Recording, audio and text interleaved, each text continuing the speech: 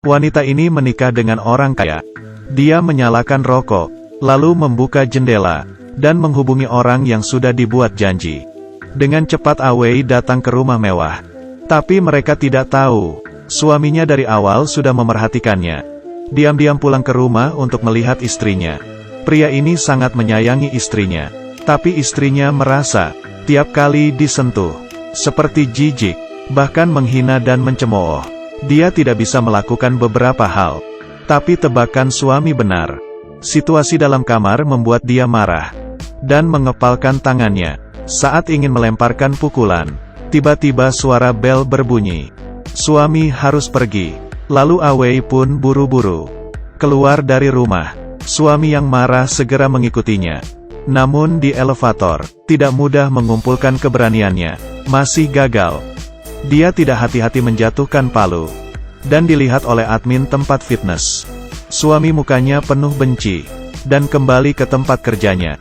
Namun seluruh rumah sakit tidak tahu apa yang terjadi dengan istrinya. Ini membuat si suami menggertakkan giginya.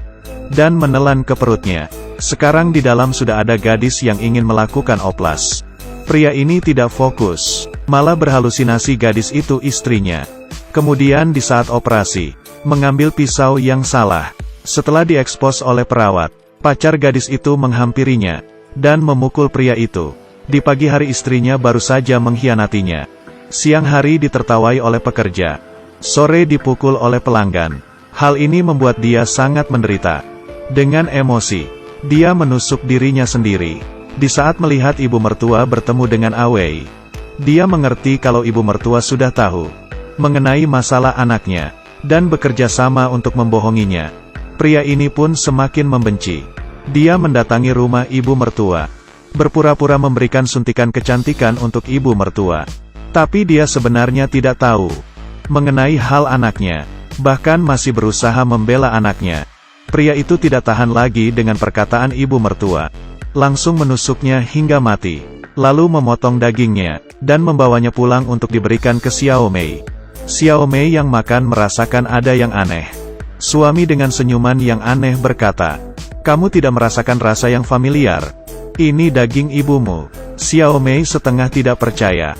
Suami langsung mengeluarkan telinga ibunya ke dalam hotpot. Xiao Mei yang kaget, pun lari ke wastafel untuk muntah. Tiba-tiba suami mengambil kursi, dan memukul Xiao Mei dengan gila. Saat itu dia masih tidak ingin membiarkan Xiao Mei mati. Dia perlahan-lahan menariknya. Esoknya pria ini dengan senang pergi kerja.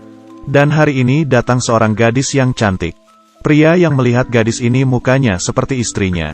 Terlihat sombong dan kasar, sehingga semakin membuat suaminya benci. Sang pria memberikannya pemeriksaan yang tidak bisa dijelaskan. Setelah disuntik anestesi, muncul senyuman yang aneh, dan memberikan gadis itu ciuman. Dia membuat muka gadis ini gambar yang aneh. Perawat merasa tidak benar, dan mengatakan pria itu sudah gila. Segera keluar untuk melapor ke polisi. Pria yang marah dan panik langsung membunuhnya.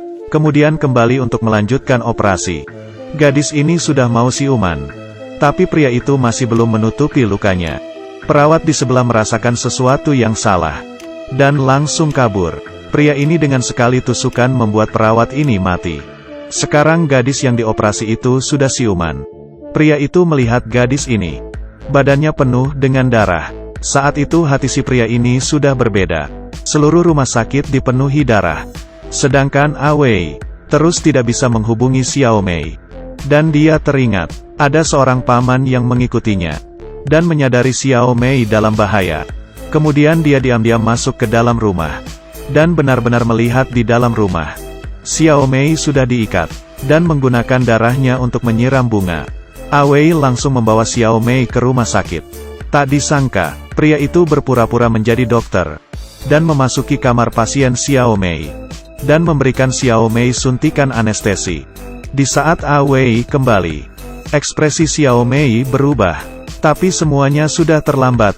Pria ini menusuk Awei suntikan dan mati, dan menggambarkan Xiao Mei pola di mukanya untuk operasi.